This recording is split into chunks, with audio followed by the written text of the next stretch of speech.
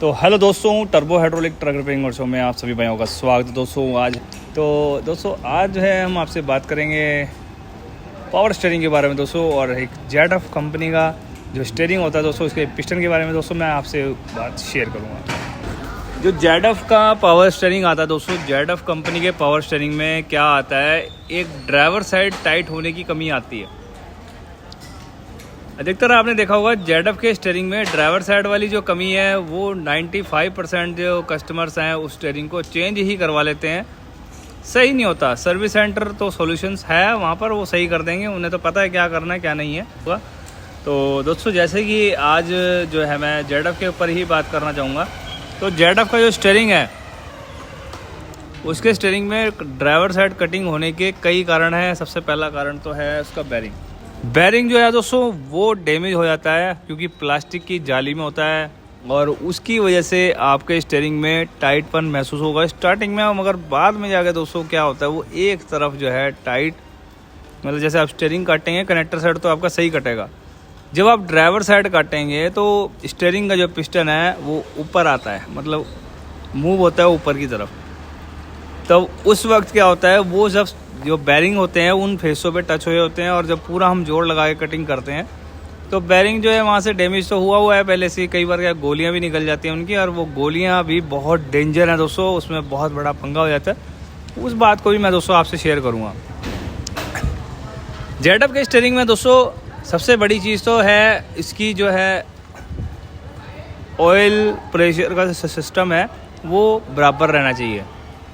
अगर आप कई बार क्या ना, मैंने देखा है कि कई, अब तो खैर पहले नहीं था ऐसे, अभी होता है, तो उसमें ना गरारी वाला पंप लगा देते हैं। ज़्यादातर गरारी वाला पंप आता है एक सिल्वर बॉडी का, तो बढ़िया काम करता है, ऐसा कोई दिक्कत नहीं है। मगर दोस्तों अक्सर क्या है, उसमें गरारी वाला जो पंप है वो सक्सेस नहीं है, क्योंकि वो कुछ समय बाद स्टीयरिंग के अंदर कचरा फेंकता है एक तरीके से। तो उसमें काफ़ी मतलब टाइम के अकॉर्डिंग वो जो स्टीयरिंग की बॉडी है उसमें बाल लगे होते हैं, वो डैमेज हो जाते हैं टाइम के अकॉर्डिंग। मगर कस्टमर इस चीज़ से कोई सेटिस्फाई नहीं है, मगर वो समझता भी नहीं इस बात को। कस्टमर दोस्तों इस बात को नहीं समझता, क्योंकि दोस्तों कस्टमर को क्या है, सर्विस, उसे सर्विस चाहिए, दैट्स इट। और वो सर्विस उसे जब मिल रही है तो उसे क्या ज़रूरत है फालतू के पंगों में पड़ने की। तो अगर आपका स्टीयरिंग सही काम कर रहा है तो कोई ज़रूरत ही नहीं है उसे क्या लेना है, तो जब ख़राब होगा तब की तब देखेंगे। मगर दोस्तों मैं बताना चाहूँगा आपको कि स्टीयरिंग जो है जेडएफ का वहीं से स्टार्ट हो जाता है ख़राब होना। उसके बाद दोस्तों क्या होता है, ये तो होगी पंप की बात। बैरिंग की बात बीच में रह गई थी। बैरिंग जो है दोस्तों अगर आपका डैमेज होता है, जब स्टीयरिंग काटते हैं तो वहाँ से जोड़ने लगता है, और उसका जो रूला होता है ब्रेक वाला, जो छोटे छोटे रूले होते हैं वो वहाँ से निकल जाते हैं। वो लगातार निकलते रहते हैं एक दो करके, फिर जब बहुत ज़्यादा टाइट होता है तब कस्टमर को लगता है कि अब स्टीयरिंग खुलवाना पड़ेगा, मगर वो बहुत देर हो चुकी होती है उस वक्त में, क्योंकि वो रूले जो हैं वहाँ से निकल गए हैं। अब निकले हुए रूले को क्या होगा दोस्तों, वो घूमेंगे पूरे डिपार्टमेंट में, मतलब वो घूमेंगे पूरे उस एरिया में जहाँ जहाँ तेल सर्कुलेट है। आप कहेंगे आपकी कमेंट सेक्शन में कि कुप्पे में फ़िल्टर लगा हुआ है। मैंने देखा है कई जो है फ़िल्टर लगाते ही नहीं है, फ़िल्टर फट चुके होते हैं अंदर, वो ऐसे ही चलता रहता है मामला। जो वो देख रहे हैं कि हाँ भाई अब बदलना है। और जो 32 नंबर वाला जो है पाइप आता है कुप्पे से नीचे जाता है, वो भी मतलब ऐसे ही होता है, उसके अंदर जाली लगी होती है, कई तो निकाल के फेंक देते हैं।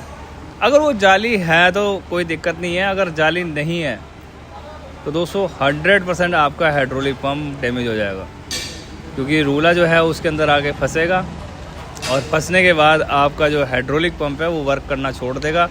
फिर आप स्टीयरिंग को काटने की कोशिश करेंगे कि यार अभी तो इसमें दिक्कत है, उसमें भी दिक्कत आ गई।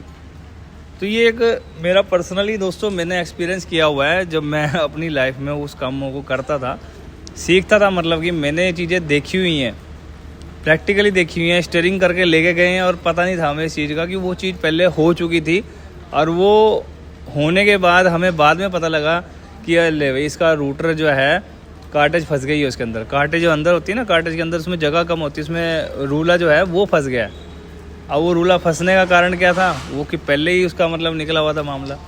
हम तो ये सोचे गए थे भी स्टीयरिंग का बैरिंग ख़राब है, स्टीयरिंग का बैरिंग चेंज कर देते हैं। अब रूले इसमें कुछ खिंडे हुए वहीं थे, और कुछ ये नहीं पता था कि वो रूला वहाँ पर घूम जाएगा। उस वक्त की बातें बता रहा हूँ जिस वक्त हम ये काम सीखा करते थे। तो हमें अब इस चीज़ का तो एक्सपीरियंस है ही, तो आपसे भी मैं बात ये पूरी शेयर कर रहा हूँ जिससे कि आप सभी भाइयों को पता लग जाए। तो दोस्तों मैंने अभी आपको बैरिंग वाली बात तो मैंने आपको बता दी है भाई, वो रूला वहाँ से ऐसे करके घूम जाता है और ये कारण बन जाते हैं। अब बात चलती है दोस्तों मेन ड्राइवर साइड। कहना अब सब कुछ बदल दिया है, सब सामान सही है, तब भी स्टीयरिंग ड्राइवर साइड टाइट है। वो क्यों टाइट है दोस्तों? सबसे पहले तो आप सभी भाई बताइए ऐसे ऐसे पंगों में कौन कौन भाई फंसा है और फिर उसके बाद आखिरी में जाके पिस्टन ही उन्होंने चेंज किया है। तो दोस्तों वो क्या फ़ॉल्ट हो सकता है वो आप मुझे कमेंट सेक्शन में ज़रूर बताएंगे दोस्तों, क्योंकि उसके ऊपर भी मुझे दोस्तों बहुत अलग से एक वीडियो बनानी पड़ेगी, क्योंकि वो जो है ZF का ड्राइवर साइड वाला मामला जो है वो आपको प्रैक्टिकली एक समझाना पड़ेगा। ऐसे मैं आपको बताऊंगा तो आपको पता नहीं लग पाएगा उसमें, क्योंकि ZF के पिस्टन में ही वो सारी कहानी है, वो सब उसके अंदर ही फंक्शंस है। जो नीचे वाला वाल है वो ढीला हो गया होगा, लीक हो गया होगा, 2-3 फंक्शंस हैं, वो मुझे आपको प्रैक्टिकली शो करने होंगे।